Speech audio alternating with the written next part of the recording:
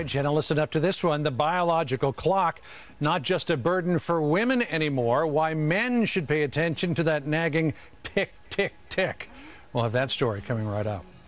And Vinny, we hear certainly a lot about women's biological clocks, right? You don't hear about men's. No, and perhaps we should too, because apparently men have biological clocks as well. Here to explain more is Dr. Patti. He's head of emergency medicine at St. Barnabas Hospital. Doctor, we know that women's eggs can deteriorate as they age, cause chromosomal abnormalities. Oh, I love just sitting here for this. This is a depressing conversation. Go ahead, both of you. Men's sperm can deteriorate too, even though we're producing new ones. That's right. Thanks for having me. It's sort of like a comparison between a copy machine for men. Men basically produce sperm after every ejaculation, and they're constantly making new copies. But as that copy machine ages, you know, it could turn out some blurry or not so pristine copies.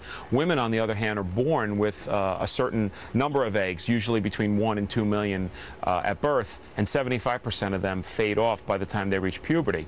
But they're the original eggs. It's sort of like a comparison to a library where the books are there, and they're always there, and as you take them out, eventually the older ones get yellowed and faded. Oh, yikes. You don't want the yellowed and nobody wants damaged. a yellow and faded egg. But Doc, you know, all women, I'm sure, can relate to this. We hear about the biological clock before it's even relevant, even at a young age. And men, I'm just guessing, and you both can correct me here, don't hear that photocopy example very often when they go to the doctors. So, I mean, is that something that maybe doctors should let the guys know about? Well, a few years ago, that a study from the Mount Sinai School of Medicine came out and, and gave us some new information on the fact that men need to be careful. Yes, I think doctors should also be speaking to their male patients as well, letting them know that it's important, to have children earlier, because the genetic mutations can definitely occur with advanced years. Wow. And it can lead to increases in things like autism, schizophrenia, other disorders. So, Doc, you can freeze eggs for women. Could you freeze sperm too and have kids later? Well, you can definitely freeze sperm. That's something that they do in many cases. But still, when you're in advanced age, you have to keep in mind, socially and developmentally, it's a lot harder to raise children with advanced age.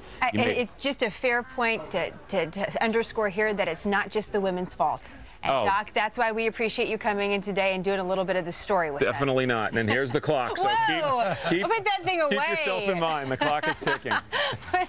Thanks so much. And here's me with brand new twins. There you go. Healthy.